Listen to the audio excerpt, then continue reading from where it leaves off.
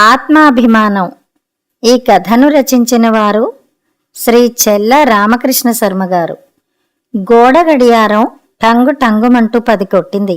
దొడ్లో బావి దగ్గర స్నానం చేస్తున్న గురునాథం గుండెల్లో రైళ్లు పరిగెత్తసాగాయి. తల మీద 2 చేదలు కుమ్మరించుకుంటూనే ఎవరైనా వచ్చారా అడిగాడు బిగ్గరగా. కంఠస్వరంలో ఆదుర్ద కనిపించింది. టఫీమని గంట కొట్టినంత స్పష్టంగా సమాధానం వినవచ్చింది. మేత బ్రాహ్మడే వచ్చాడు. తద్దినాలంటే ఆదరభావం అంతగా లేని పెద్ద కొడుకు విసుక్కుంటూ చెప్పిన సమాధానమని గురునాథం గ్రహించకపోలేదు. ఆ రోజు ఏ ఆదివారమో అయితే కొడుకుని గట్టిగా మందలించేవాడే అలా చెప్పినందుకు. ఇవాళ తాను ఆఫీసులో 1 గంట కల్లా ఉండి తీరాలి. అతి కష్టం మీద అంతమాత్రమైన సెలవంటూ దొరికింది. తన పట్ల ఎంత గౌరవం ఉన్నా మేనేజర్ మాత్రం ఏం చేస్తాడని హెడ్ ఆఫీస్ నుంచి పై అధికారులు తనిఖీ చేసేందుకు వస్తున్నారు. పైగా తాను నిర్వహిస్తున్నది బాధ్యతాయుతమైన పని. ఆఫీసు లెక్కడొక్కలన్నీ గత 6 ఏళ్లుగా తన పర్యవేక్షణలోనే సాగుతున్నాయి. అది స్ఫురణకు రాగానే గురునాథం ఒంటి మీద తేళ్లు జెరులు పాకినట్టు అనిపించింది. సహనం తగ్గుముఖం పట్టింది. నెత్తి నోరు బాదుకున్న ఈ బ్రాహ్మలు వస్తానన్న వేళకి రారు. 10 రావాలని చిలక్కి చెప్పినట్టు చెప్పి వచ్చాను. వాళ్ళకేం తెలుస్తాయి నా ఇబ్బందులు? లోలోన గొణుక్కున్నాడు. తండ్రి గొణుగుడు తనయుడికి స్పష్టంగా వినిపించలేదు. లేకపోతే ఆయన అసహనానికి శృతి కలిపేవాడే. కూతబ్రాహ్మడు కూడా వచ్చినట్టున్నాడు. ఆలస్యంగా నడుస్తున్న రైలు రాకను తెలిపే పోర్టర్ గంటలా తోచింది గురునాథానికి. పోతున్న ప్రాణం తిరిగి వస్తున్నట్టు అనిపించింది. కొంచెం ఆలస్యంగానైనా వచ్చాడు. అమ్మయ్యా అనుకున్నాడు. బాధ నివారణ కలిగిన వాన్లా కనిపించాడు. రండి రండి శాస్త్రులు గారు, క్షమించాలి, కొంచెం ఆలస్యమయ్యింది. పర్వాలేదులేండి, మీరొచ్చారు, అదే 10,000. 10 ఇక్కడ వాలాలనుకున్నా. సరిగ్గా బయలుదేరుతుంటే శనిగ్రహంలా దాపురించాడు మా దూరపు చుట్టం ఒక ఆయన. చేబదులుగా ఒక 100 ఉంటే సర్దమని పీక్కు తిన్నాడు. ఆయన్ని వదిలించుకుని బయటపడేసరికి తల ప్రాణం తోక్కి వచ్చిందంటే నమ్మండి. త్వరగా మీరు స్నానం చేసి రండి, మొదలు పెడదాం అంటూ గురునాథం తడిబట్టతో లోపలికి వెళ్లబోయాడు. ఇంకో భోక్త రాలేదే, చివరికి అభాస్ చేస్తాడో ఏమిటో. మంత్రం చెప్పి మీరే భోక్తగా కూర్చోండి, సరిపోతుంది. మీ మాటను ఎన్నడైనా కాదన్నానా? కానీ ఏమిటో సందేహిస్తున్నారు శాస్త్రులు గారు. మరేం లేదు, ఇక్కడ పని పూర్తి చేసుకుని మా బావగారింటికి వెళ్ళాలి. వాళ్ళింట్లో ఇవాళ ఆబ్దికం. గురునాథంలో అసంతృప్తి నెలకొంది. సరే, మీ ఇష్టం. మీరు కానిస్తుంటే మధ్యలో ఆ భోక్తగారు వస్తే సంతోషం, లేకపోతే ఒక్క భోక్తతోనే పని జరిపించండి. లోపలికి వెళ్లిన గురునాథం మళ్లీ దొడ్లోకి వచ్చి స్నానం చేస్తున్న శాస్త్రులు గారిని అడిగాడు. రెండో భోక్త ఎవరు? మీకు తెలిసే ఉండొచ్చు. నారాయణమూర్తి గారని ఏదో ఆఫీసులో ఉద్యోగం చేసి ఈ మధ్య రిటైర్ అయ్యారు. నారాయణమూర్తి గారా? సన్నగా పొడుగ్గా ఉంటారు. మనిషి కొంచెం నలుపు. గౌరీశంకరపురంలో ఉంటారనుకుంటాను. ఆయనే. అక్కడ డాబా ఇల్లొకటి ఉండాలి. స్నానం ముగించుకుని అంగవస్త్రం కట్టుకుని శాస్త్రులు గారు ధోవతి ఆరవేస్తూ ఆయనేనండి అన్నాడు. ఈ వృత్తిలోకి ఎందుకు దిగినట్టు? ప్రశ్నార్థకంగా చూశాడు గురునాథం. ఇప్పుడు ఆ కథ మొదలు పెడితే సాయంకాలం అవుతుంది అంటూ తడి అంగవస్త్రంతోనే ఆయన తద్దినం పెట్టే గదిని చేరుకున్నాడు. స్నానాధికం పూర్తి చేసుకుని అంతకు ముందు వచ్చిన బ్రాహ్మడు దొప్పలు కడుతున్నాడు. తనలా అకౌంట్స్ ఆఫీసర్గా పనిచేసిన నారాయణమూర్తి గారు ఎందుకు ఈ వృత్తిలోకి దిగాడా అని గురునాథం ఆలోచనలో పడ్డాడు. ఇప్పుడు ఆయన మనసు తద్దినం మీద లేదు. గేటు చప్పుడయింది.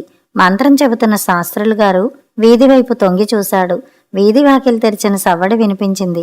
రండి రండి బాబుగారు, మీకోసమే ఎదురు చూస్తున్నారు. తిన్నగా దొడ్లోకి వెళ్ళి బావి దగ్గర స్నానం చేసి త్వరగా రండి. గురునాథం భార్య మాటలు వినిపించేసరికి శాస్త్రులు గారి మనసు సంతోషంతో నిండిపోయింది. గురునాథంలో తహతహ ఎక్కువయింది. శ్రద్ధ లోపించసాగింది. వచ్చిన ఆయనైనా నారాయణమూర్తి? సాక్షాత్తు ఆ నారాయణమూర్తిలా వచ్చారు. మీరు సమయానికి. మీ స్థానంలో నేనే కూర్చుందామనుకున్నాను. శాస్త్రులు గారి చివరి మాటలు గురునాథానికి స్పష్టంగా వినిపించలేదు. రండి సార్ అన్నాడు అలవాటు కొద్దీ. నిజాయితీ గల ఆఫీసర్గా బతికినవాడు, సంఘంలో పేరున్నవాడు, సొంత ఇల్లు వాకిలి ఉన్నవాడు, కొద్దిగానో గొప్పగానో డబ్బు దశకం గలవాడు. బ్రాహ్మణార్థాలకు ఎందుకు దిగినట్టు? పరిస్థితుల ప్రభావం వలన గురునాథం మనస్సును వేధించసాగాయి. మాతృయజ్ఞం ముగిసింది. వచ్చిన బ్రాహ్మణుల్ని యథోచితంగా సత్కరించాడు. తాననుకున్న వేళకే గురునాథం ఆఫీస్ చేరుకున్నాడు. అంతా సక్రమంగా జరిగింది. కానీ మనస్సులోని సందేహాలు తొలగిపోలేదు. 2 వారాలు గడిచాయి. ఒకనాడు కూరల మార్కెట్టులో తలవని తలంపుగా గురునాథానికి ఎదురయ్యాడు నారాయణమూర్తి. ఆ రోజు మిమ్మల్ని చూసిన లగాయతు నా మనస్సు ఎందుకో మీ గురించే ఆలోచించసాగింది. అదంతా ఇప్పుడు అనుకునేం లాభం చెప్పండి? స్వయంకృతాపరాధం. మీరు తప్పు చేశారా? మంచి ఉద్దేశంతో చేశాను. చివరికి బెడిసి కొట్టింది.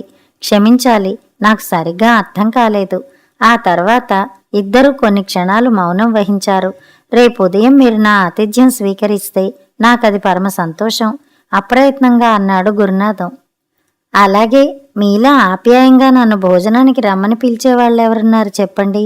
11 ఆ ప్రాంతాన వస్తే మీకేమీ ఇబ్బంది ఉండదు కదా. మీ ఇష్టం. తమ వంటి పెద్దలు మా ఇంటికి రావడం నా అదృష్టం. అన్నట్టు మరిచిపోయాను, మీరు ఆఫీస్కి వెళ్ళాలి. రేపు ఆదివారం కదండి. ఏమిటో అన్ని వారాలు ఒకలాగే ఉన్నాయి రిటైర్ అయిన తర్వాత అంటూ నారాయణమూర్తి సెలవు తీసుకున్నాడు. ఆయన వెళ్ళిన వైపు చూస్తూ నిలబడిపోయాడు కొంతసేపు గురునాథం. పూర్వం ఎంత చలాకీగా ఉండేవాడో ఇప్పుడంత మందకొడిగా కనిపించాడు. ఆదివారం నాడు గురునాథం ఇల్లు మహాసందడిగా ఉంది. టీవీ మోగుతున్నా సరే నచ్చిన క్యాసెట్లు పెట్టుకుని పాటలు వినడం ఆయన పెద్ద కొడుక్కి అలవాటు. ఇంటి విషయాలు ఏవీ పట్టించుకోకుండా పెద్ద కూతురు ఒక మూల కూర్చుని నవల చదువుతూ ఉంటుంది. బోర్ కొట్టినప్పుడు ఎవ్వరూ లేకపోయినా ఒంటరిగానే క్యారమ్స్ ఆడుతుంది. చిన్న కొడుకు చిన్న కూతురు ఆటల్లో మునిగి తేలుతూ ఉంటారు.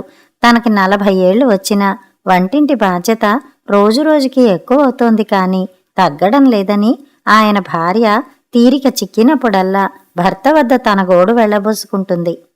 భోజనానంతరం మేడ మీద గదిలో ఆయన నారాయణమూర్తి యోగక్షేమాలు కనుక్కోసాగాడు.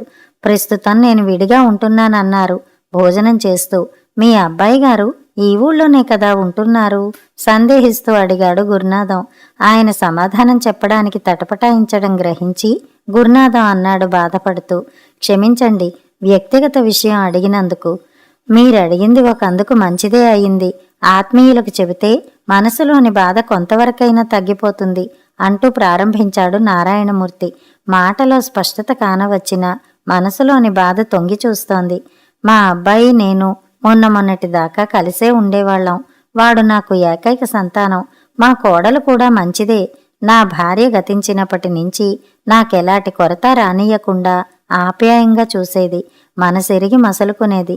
నిజం చెప్పాలంటే మా అబ్బాయి కంటే మా కోడలే నా విషయంలో ఎక్కువ ఆసక్తి చూపేది. వాడి ప్రవర్తన చుట్టం చూపులా ఉండేది. మొదట్నుంచి వాడి తరహా అంతే. సరిపెట్టుకోవడం అలవాటయింది. అందువల్ల ఇంట్లో మంచి చెడు అంతా ఆమె చూసుకునేది. పెత్తనమంతా ఆమెదే. చివరికి నా పెన్షన్ కూడా ఆమె చేతికే ఇచ్చేవాణ్ణి. ఇప్పుడు డబ్బు కావాలన్నా అడిగి తీసుకునేవాణ్ణి. నిజంగా మీరు అదృష్టవంతులే. ఈ రోజుల్లో అలాంటి కోడలు దొరకడం అరుదనిపిస్తోంది. నేను మొదట్లో అలాగే అనుకుని మురిసిపోయాను. అదంతా నటన అని తెలుసుకునేందుకు చాలా కాలం పట్టింది. గొంతు గాద్గదికమైంది. గురునాథం ఆయన వంక ఆశ్చర్యంగా చూశాడు. కొంచెంసేపు మౌనం అలముకుంది. ఆ అతి వినయ విధేయతలు ధూర్త లక్షణాలను గ్రహించలేకపోవడం నా అవివేకం. అది నేను చేసిన మొదటి తప్పు. అలా అన్ని తప్పులకి దారి తీసింది నా అవివేకం. మీ బాధ అర్థమవుతోంది మూర్తిగారు. ఇప్పుడు మా కోడల్ని తప్పుపట్టి ఏం లాభం చెప్పండి? ఇది కూడా అవివేకమే. ఉన్నట్టుండే ఆయన భావోద్వేగానికి వసుడయ్యారు. మీ అబ్బాయి గారు పైన ఇల్లు వేయాలనుకుంటున్నారు. పెద్ద మనవడేమో కింద, చిన్న మనవడేమో పైన ఉంటే అంతా ఒకే ఇంట్లో ఉన్నట్టుగా ఉంటుందని ఆయన అభిప్రాయపడుతున్నారు అంటూ మా కోడలు నేను టిఫిన్ చేసేటప్పుడు మొదలుపెట్టింది. అందరం ఒకే ఇంట్లో ఉండడం చాలా మంచిదమ్మా అన్నాను. అవునవును, ఖర్చులు చాలా కలిసొస్తాయి. కానీ ఈ రోజుల్లో ఎవరికి వారు విడివిడిగా ఉండాలని కోరుకుంటున్నారు. గురునాథానికి తన పెద్ద కొడుకు గుర్తుకు వచ్చాడు. నిస్పృహ గోచరించింది ముఖంలో. నిరుత్సాహం కనిపించింది మాటల్లో. నా సొద మీకు విసుగనిపించడం లేదు కదా మూర్తిగారు? ఇవాళ మీరు బాధపడుతున్నారు. రేపు నా వంతవుతుందో ఏమిటో. అబ్బే, అలా ఎందుకు అనుకోవాలి? అందరూ అలా చేస్తారనుకోవడం పొరపాటు. అవుననుకోండి, కానీ మన సమాజంలో నయవంచకత్వం నానాటికి పెరిగిపోతోంది. మంచి మాట అన్నారు గురునాథం గారు. మా కోడలు, మా అబ్బాయి చేసింది సరిగ్గా నయవంచకత్వమే. ఇల్లు ఆయన పేరు ఉంటేనే గాని బ్యాంకు వారు ఆయనకి లోన్ ఇవ్వమని ఖచ్చితంగా చెప్పారు. మరి ఆయన వద్దేమో సరిపడ్డ డబ్బు లేదాయే. ఈ సంగతి మీతో చెప్పడానికి ఆయన ఇదైపోతున్నారని మా కోడలు చెప్పేసరికి అబ్బాయి పేరుకి ఇల్లు రాస్తానని ఆలోచన గట్రా ఏమీ లేకుండా అనేశాను. అవునులేండి, మన తదనంతరం మన ఆస్తిపాస్తులు సంతానానికే కదా సంక్రమించేది. నారాయణమూర్తి ఒక్కసారి గురునాథాన్ని పరీక్షగా చూశాడు. మీ మాటను నేను కాదండం లేదు. మీలా నేను అనుకుని చివరికి గోతిలో పడ్డాను. ఇదంతా నా అవివేకం. ఇద్దరూ మౌనం వహించారు. ఆయన మనస్సును నొప్పించడానికి గురునాథానికి మనస్కరించలేదు. గురునాథం గారు, చెప్పండి మూర్తిగారు. మీకు తెలియని విషయమని కాదు, అయినా అనుభవం ద్వారా గ్రహించిన విషయాన్ని మీకు చెప్పడం మంచిదేమో అనిపిస్తోంది. మీరు మాత్రం నేను చేసిన తప్పు ఎప్పుడూ చెయ్యవద్దని నా మనవి. అంటే ఇంటిని కొడుకుల పేరు రాయడం మంచిది కాదంటారా? నేను అలా చెప్పడం లేదు. నా తదనంతరం కొడుకులకి చెందాలని రాయడం మంచిదని నా అభిప్రాయం. నా అవివేకం కొద్దీ ఇంటిని మా అబ్బాయి పేర రాయడం తరువాయి ఆయన కళ్ళు నీటి బుంగలయ్యాయి. మాట పెగల్లేదు. బాబుగారు, కాఫీ తీసుకోండి అంటూ అక్కడికి గురునాథం భార్య వచ్చింది. కాఫీ కప్పు ఆయన చేతికి అందించింది. లేకుంటే ఆయన కళ్ళ వెంబడి పొటపొటామంటూ నీళ్లు కారి ఉండేవి. కాఫీ మెల్లమెల్లగా తాగుతూ అన్నాడు. ఆ తర్వాత నన్ను చీడపురుగులా చూడసాగారు. దుర్భాషలాడారు. ఆ వినయం, ఆ విధేయత, ఆ ఆప్యాయత మా కోడల్లో కలికానికైనా కనిపించలేదు. మా అబ్బాయి అయితే త్రాష్టుడు. ఆయన మాటలకి అడ్డు తగిలినట్టుగా గురునాథం చిన్న కూతురు వేడివేడి గారెల పళ్ళాలతో అక్కడికి వచ్చింది. ఆవురావురుమంటూ గారెలు తినసాగిన మూర్తిని దీక్షగా చూశాడు గురునాథం. మనస్సులో తెలియని తృప్తి భావం ఏదో నెలకొంది. ఇలా గారెలు వేడివేడివి తిని ఎన్నాళ్లయిందో. తృప్తిగా తినమరిగిన ప్రాణం వేరే దోవలేక బ్రాహ్మణార్థాలకు దిగవలసి వచ్చింది. అలా కడుపు నింపుకోవడం నాకు న్యూనతగా తోచింది. కానీ ఏం చేయను? నిజమే కావచ్చు. అన్నపానాలకు లోటు లేకుండా బ్రతికి చివరికి ఆత్మాభిమానం చంపుకుని రోజులు వెళ్లబోసే పరిస్థితికి వచ్చాను. మీరేమన్నా సరే, ఈ దుర్గతికి నా అవివేకం కారణం. లోకజ్ఞానంతో సంచరించకపోవడము కారణమే అనుకుంటున్నా. మూర్తిగారు, మీరేమీ అనుకోకపోతే ఒక విషయం మనవి చేస్తాను. సందేహించకుండా చెప్పండి. నాకు బాగా తెలిసిన ఒక కంపెనీలో పార్ట్ టైం అకౌంటెంట్ కావాలని అడిగారు.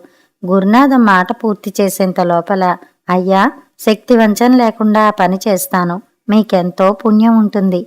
రేపే చేరి ఆత్మాభిమానం నిలుపుకుంటాను అన్నాడు మూర్తి. రేపొకసారి మా ఆఫీసుకు రండి. అక్కడికి తీసుకెళ్లి మిమ్మల్ని పరిచయం చేస్తాను. అంతులేని సంతోషం చెందాడు గురునాథం. నారాయణమూర్తిలో తొంగి చూసిన ప్రేతకళ తొలగిపోయింది. పోయిన ప్రాణం తిరిగి వచ్చినట్టు అనిపిస్తోంది. మీ మేలు మరిచిపోను. మీరు మాత్రం నాలా తొందరపడి ఇల్లు కొడుకుల పేర రాయకండి అంటూ లేచాడు ఆయన. గురునాథం కళ్ళ ముందు పెద్ద కొడుకు ప్రత్యక్షమయ్యాడు. కథ సమాప్తం.